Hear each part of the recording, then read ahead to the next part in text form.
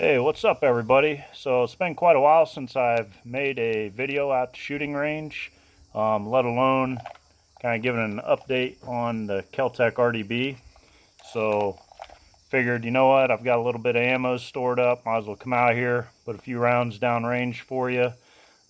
Maybe we'll even take apart, disassemble, check out the rifle and see where we're at. So the last kind of update or review I did on this rifle, I was in the neighborhood of 1,000 rounds, 800 to 1,000 rounds, and since I did that video, I've just kind of shot at intermittent points throughout the remainder of last year and good portion of this year. So just with work and all the craziness going on in the world right now, just haven't had much time nor the funds to kind of allocate to going out to the range. So got a little bit of Winchester white box. So this is the 55 grain. I don't know how well you guys can read the box there, but came across some of this at the gun shop, and I figured, up to this point I've been shooting mainly the 62 grain stuff, 68 grain stuff, and we'd run some of this 55 grain stuff through. Now that being said, I typically run the heavier weight bullets in this rifle, so I'm gonna leave the gas settings completely alone unless I start having catastrophic malfunctions due to the gas settings. So we'll leave it be, just to kind of demonstrate that you really don't have to mess with the gas all that much. I think that's kind of a common misconception that you're always going to be screwing with your gas settings when you bounce around from different weight bullets, and my experience so far with it hadn't been the case. But I'll be honest, I can't remember how much Winchester white box I've ran through, so sometimes this stuff can be a little underpowered. So we'll see what happens. Also got a few different mags. I've had some guys ask me about 10-round mags. Do they work in this rifle? Yes, they do. These are Lancer magazines, 10 rounds. I've got some 20-round Lancers as well. And I've got a couple different generation P-mags. And this is, let's see what manufacturer, the Adventure Line Manufacturing Company, Parsons, Kansas, USA. Had this magazine since I think I was in the military. Might have made its way home with me. Can't remember. Anyways, I know there's always questions about the GI mags and how they perform in these rifles. So we'll run a mag through there just so you can see how it runs. I've ran it before with no problems, but just so you think I'm not lying to you. So, all right, enough talking. Let's put some lead down range. We're looking at about 200 yards, shooting on a steel silhouette. I don't know if you'll be able to hear the report. Still running the Hollow Sun green dot. I've had this thing on now for over a year without turning it off. Still bright as can be, no issues. May turn it up just a little.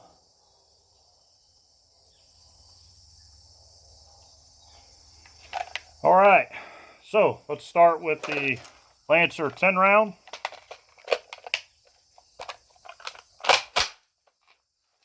Here we go, guys. Adjust this so you can actually see more of the rifle, not just me shooting. All right.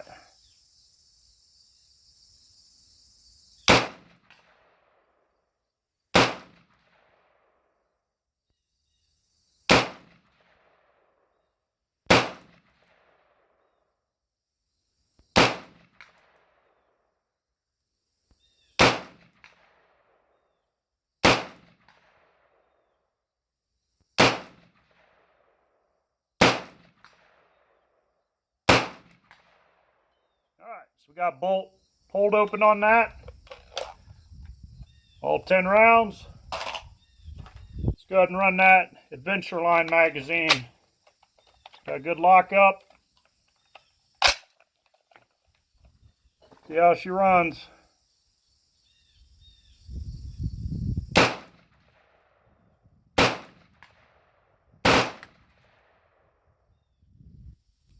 Tell you what, I think I actually had a double.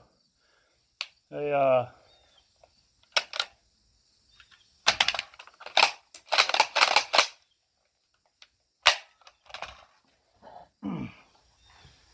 think that thing actually fired twice there. It's the way it sounded anyways, the way it felt, sure too.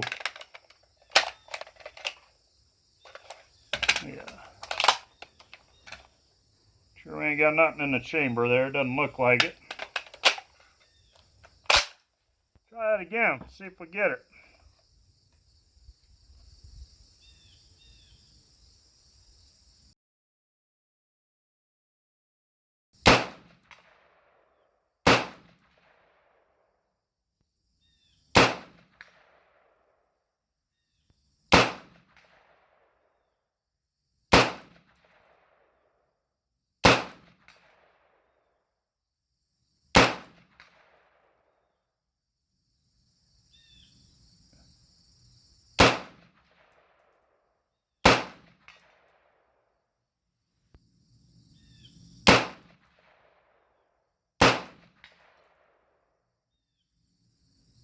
There's some dust kicking up down there. Kind of hard to see the target.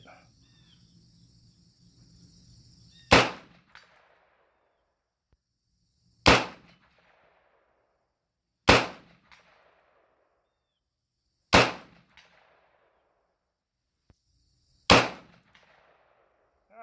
it's got a bolt hole open on that. Empty mag. Weapon on safe. So yeah, that's a little bit of an odd one. That's the first time I've ever experienced that actually. I did notice it was being a little light on the trigger pull as far as just not really giving a firm squeeze back. So I don't know, like kind of like on the AK sometimes, pull the trigger. If you're not being real firm with it, sometimes just the recoil, reset, end up getting a double tap there. So yeah, we'll see if it continues. Hopefully that's not a sign of something stupid, but again, that's the first time I've ever had that happen. But we'll leave it in the video. Maybe see what you guys think. Maybe some of you guys have had similar experiences. It's got a, yeah, I think it's Gen 1 PMag here.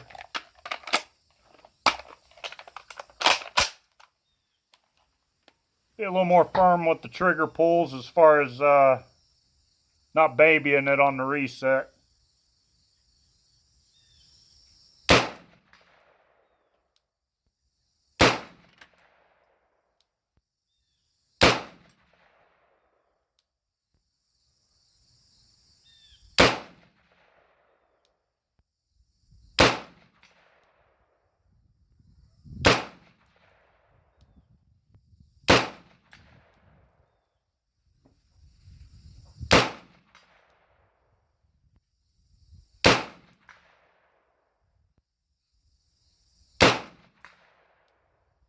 So for those of you that aren't familiar with the RDB, so it's actually got a really good trigger.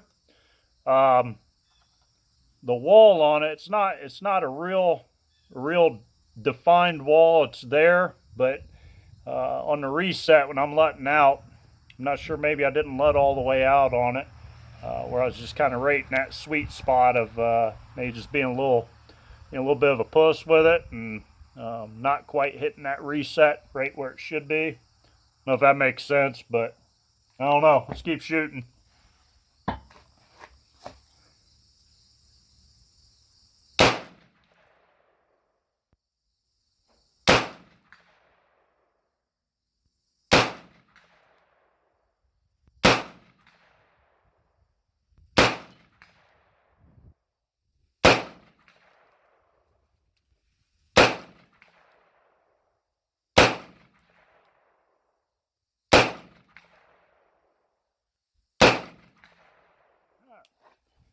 That bolt hold open on that as well. That's PMag. Alright, so that was, let's see there, that was about 60 rounds, I think. So I think by the time I'm done shooting here, I'm going to be right around the 2,000 round mark actually. So, tell you what, let's tear this guy apart, take a look at it here. Probably still pretty hot, but we'll take a look at it, let you guys kind of see the inside. Maybe too, we'll inspect it too, just make sure there isn't something silly going on with the trigger. You know, honestly, probably should have did that as soon as it happened, but hey, it is what it is. So we'll pop off a few more rounds, tear it apart, and let you guys see the internals.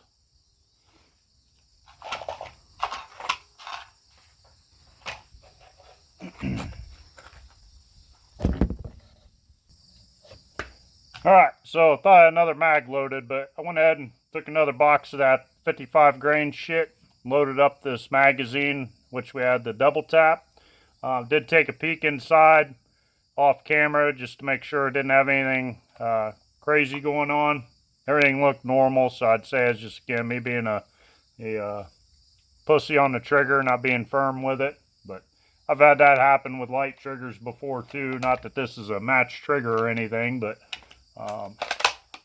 seems like I've had it with bench rest shooting anyways. Alright, here we go, gents.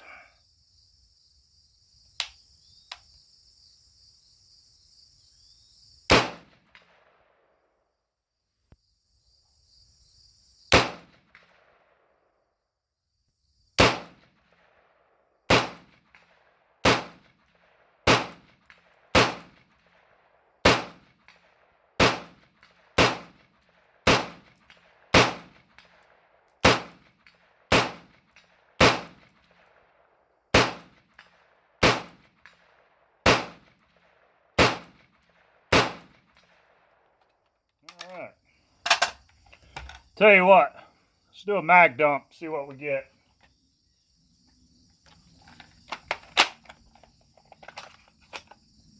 Oh, thought I put the bolt forward. Do a little mag dump here.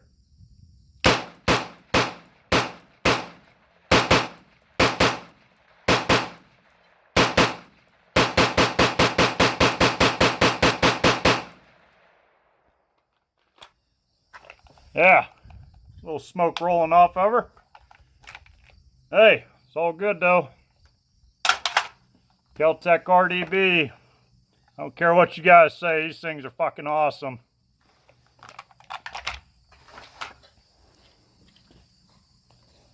I'll take my earplugs out here. So, switch the camera view here, see if it'll let me. Nope. Alright, so yeah, I was going to try to change the camera view there, but, so, the only other beef I've had with this thing now, since, hold on, let me get this camera fixed, guys. Alright, there we go. So, got the camera switched around here. The rubber butt pad, I haven't had this thing fall off. I've heard people say they've come off, but you can see there's not much really there holding it on. It looked like initially, and you can see it's got grippy texture in the actual plastic molding, but yeah, it looks like they had maybe an adhesive or something on this butt pad to maybe help it stay on a little better, but you can see it came off pretty easy. Now initially when I first bought this rifle, this thing was pretty secure on there, and looking online at aftermarket parts for this rifle, yeah, a nice damn pile of brass going here. Gotta make sure I clean all that up. Looking at aftermarket stuff for this rifle, everybody keeps saying, hey, you need to upgrade the hand grip. It sucks. Honestly, I'm perfectly fine with it. I actually modified a angled foregrip, the Gen 1 or the Model 1. I had to shave a little bit off of it and slide it on from the rear, but this has actually been good to go for me. I'm still using a factory sling, 2 and 1 point, just playing around. Honestly, it's not too bad, but I think I am going to change this guy out for I think it's the Dan Haga or Haga Defense RDB butt pad. I think it's about $90. So if anybody watching's got that already, let me know what you think of that. I mean, honestly, looking at it online, it looks pretty cat's ass, pretty robust, and I think it uses, it's got some spacers to adjust length of pull if you want to, and it uses a mag pull bolt-on or screw-on rubber butt pad, so you won't have that issue of this shit peeling off. So aside from that, it's been all good. So didn't adjust the gas setting at all. As you guys saw earlier, we had that one hiccup. Again, that was I don't know if that's a fluke or maybe future things to come. I don't know. So your guess is as good as mine. So let me see if we can get this thing apart real quick. I'm going to go ahead and pause this just so I'm not eating up a bunch of time here, and we'll disassemble, take a look at the internals real quick. All right, guys, so got this thing apart, and let's take a look at it here. So the handguard, despite the mag dump and just the other 40 or 50 rounds we ran through it, the handguard itself is actually really cool. Right up towards the edge, you can feel a little bit of heat, but nothing that would cause any burns. See if I can get a good view on the inside there. Well, a little blurry. Nothing's melting on the inside, so that's still all good. I will caution you guys, you take this fucker apart after you shoot it. These pins do heat up quite a bit, so keep that in mind. Don't go grabbing stuff while you're taking it apart and assume it's going to be cold, because it's not. Those pins, they are in direct contact with your gas block or possibly the barrel, so they do heat up quite a bit. So looking at the receiver, just a little bit of finish wear. Man, I'll tell you what, this camera is sucking ass as far as focus. Make sure I'm not zoomed in here. There we go. It's a little better. So yeah, you can see a little bit of wear on the blue there. Nothing major. It's actually pretty clean on the inside. Just a little bit of dust and debris. As far as internals here, all the front pin up here by the trigger guard, a little warm to the touch, but nothing you couldn't handle. And again, this has maybe been 2-3 minutes tops since I did that mag dump. But internals all looking good, so nothing broke, no broken springs or anything like that. So everything's still functioning quite nice. Little bit of wear back here on our hammer, but nothing to be concerned with. As far as the barrel, and I'm not going to pick up this barrel because this fucker is hot right now. But yeah, again, didn't make any adjustments to the gas block. I've ran the same setting since I set it up in my first video. So you can see there, definitely cooked all the oil off. I will say that the red dot is definitely warm. It's I can still hold it, but it's pretty damn warm to the touch, guys. Let's see if I can get this where I can get a good view. Feed ramps. There's feed ramps. So how well you can see there, but it's actually relatively clean. So I do lubricate the bolt, which you can see it in the grease. So bolt is not hot at all. So got a little bit of grease. Well, actually there's a little bit of grease. Looks like there's more on there than what there really is. But bolt face. So normal wear and tear on the locking lugs there. Again, these are definitely a little more robust than what you'd see on an AR. Let me take apart that bolt real quick. I knew that was kind of an issue before with the extractor.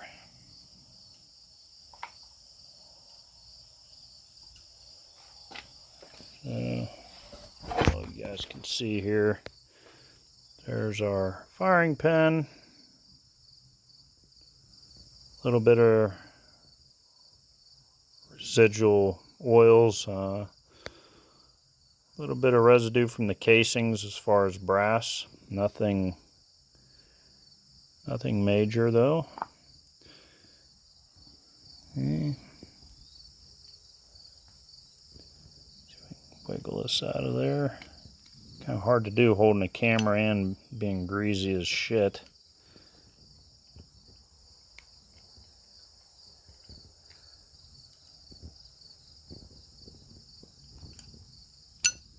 Hang on 1 second, guys. I'm gonna put this down.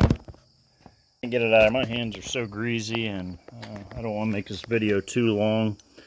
But yeah, when I get home, I'll take the extractor out. If there's anything of concern, I know in my one review video I posted that there is a considerable amount of just brass. I think that was due to just being kicked off the bolt in the ejection process. I think there's a little bit of buildup on the underside of the extractor or the extractor claw there, but aside from that, it doesn't look like anything unusual. So this thing normally comes out pretty easy, but between, yeah, I can't get it. My hands are just too greasy, guys. So I'll get a picture if there's anything of concern. A little bit of wear on the parkerizing there just from charging the weapon. But anyways, again, this rifle's been great, no issues. So that was your 2000 round review. If I had to buy this thing again, would I do it? Absolutely. This thing's just such a fun rifle to shoot. And honestly, reliability with it has been spot on. No worse than an AR I've owned or an AK. They all have their typical or occasional malfunctions. So, you know, still haven't got the dreaded double feed yet. So give it my thumbs up. Sorry I got so long-winded on this video. Hope you enjoyed it. Talk to you later. Maybe I'll do another review once I put the Haga Defense butt pad on there. Show you guys that. Kind of maybe demonstrate how to put it on there. It's pretty easy from the way it looks, though. We'll talk at you later.